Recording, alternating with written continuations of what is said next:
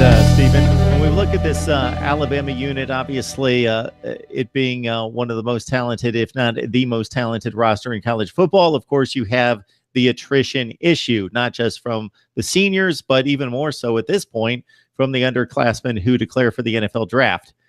So we've got 5 who are moving on early to the NFL draft in April. Your thoughts about those particular players and maybe where the loss is going to sting a little bit, or maybe where there's a bigger question mark in absence of that particular player?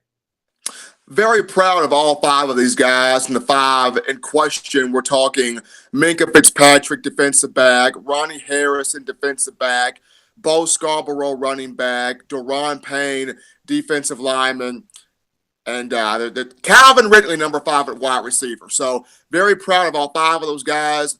They all made a solid impact at the University of Alabama. Now, Bo Scarborough could have done a bit more, and he knows he could have done a bit more, but injuries that have plagued him from his high school days to right now, that happened. And, of course, this year, let's be honest, Damian Harris wanted it a lot more than Bo Scarborough did. Damian Harris deciding to come back for his senior year. But all 5 guys, very excited for them and moving on to pursue the NFL draft and football careers. As far as the loss of Bo Scarborough and Calvin Ridley, I don't think neither of those two really hurt. And here's why. Bo Scarborough gone, yes, but Damian Harris back, Josh Jacobs back, Najee Harris back, Brian Robinson back, and Alabama signing a 3-star for the 2018 class and in Jerome Ford. So, not hurting at all where Bo Scarborough is concerned. Calvin Ridley, yes, playmaking receiver, but the Tide returns Jerry Jeudy, Henry Ruggs, Devonta Smith, who caught the touchdown pass from Tua Tagovailoa to win the game. Also, Xavier Williams, a guy the Tide signed for the 2018 class. Alabama also returning guys like Irv Smith Jr. at tight end. So you're not really hurting also from the receiving point.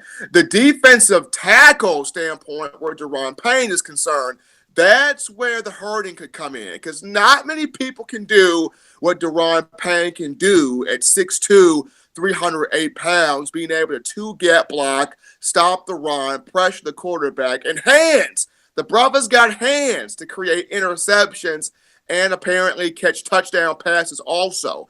Behind Daron Payne, Alabama has Big Phil Mathis that it signed in the 2017 class. It's got some guys in 2018 that it signed that could potentially come in and really start for this team, but Daron Payne special. You cannot really replace a talent like that, so that could be a stinger.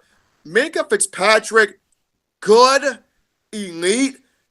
His leadership overall, it hurts to lose that.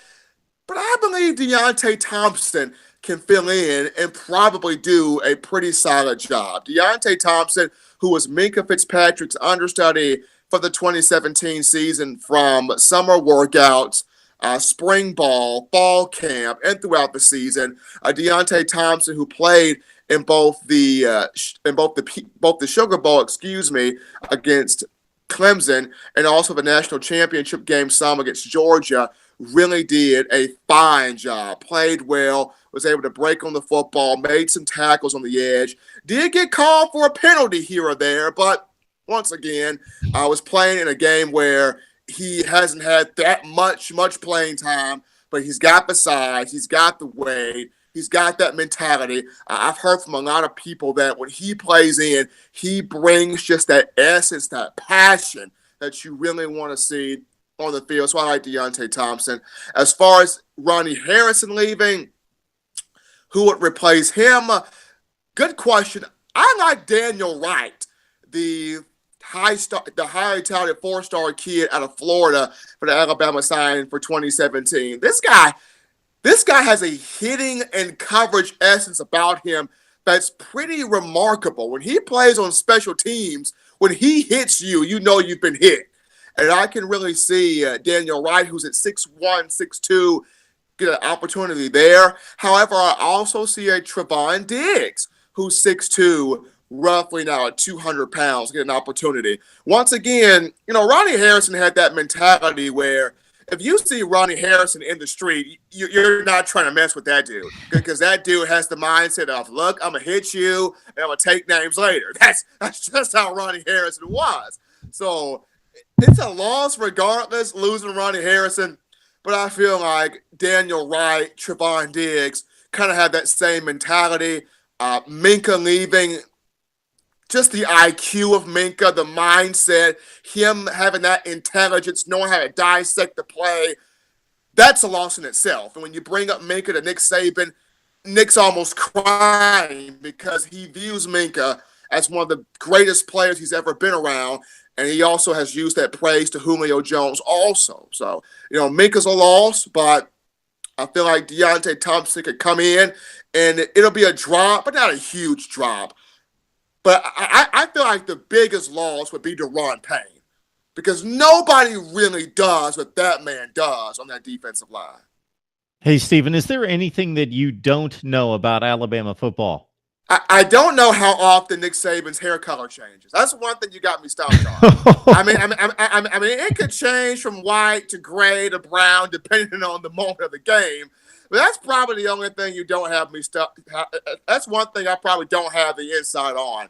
That's how often does this 66-year-old man's hair change color? Yeah, that's a difficult transition to take because once you start to gray, you think, okay, do I do something about this or not? And you better start early. Otherwise, it's pretty obvious when you go from half a head of gray hair to all sorts of different shades of, browns and burgundies and oranges and all sorts of stuff. I'm just saying, do you use some Just for Man touch up on there? I don't know what Nick Saban's expertise is going to be when that situation happens, but if it happens, he's got some Just for Men touch up. Hey, Nick, use that. There you go. That's great. And I also bring that up because now that we can take a breath because we don't have games going on every week, I'll have to dive into this mailbag and the many, many comments that we receive every week to see what's there. And maybe you can go through some of these comments and we can see what you have for some of the viewers. 100%, man. One thing also that's really interesting is the Senior Bowl right now. The Senior Bowl right now will be in session in the latter part of this month. Alabama did have 5 guys that not only accepted invitations but will play. That being Anthony Everett, Levi Wallace, both of those two, Rashaan Evans, of course, Bradley Bozeman. And I'm trying to find the 5th name. It's probably just 4 here. It's Anthony Everett, Levi Wallace, Rashaan Evans, and Everett, Rashaan, Levi, Bozeman. I think it's those 4. Everett, Rashaan Evans, Bozeman, Levi Wallace. The 5th guy is Sean Dion Hamilton. Of course, he will not play due to still getting over that ACL, but he will be down in Mobile to take on some interviews, answer some questions, really get NFL scouts a feel for what he can do, what he brings to the table, especially once he gets cleared for some contact action again. All right. He is Stephen M. Smith of Touchdown Alabama. We always enjoy the discussion with him. Catch him on his show, The Way It Is, Fox 97.9 out of Muscle Shoals, Alabama, and Florence, Alabama as well. Monday through Friday, 2 to 4 Central Time. Stephen, dropping the knowledge as usual. We appreciate it. No problem, man. Enjoy this and looking forward to the mailbag discussions when we get those.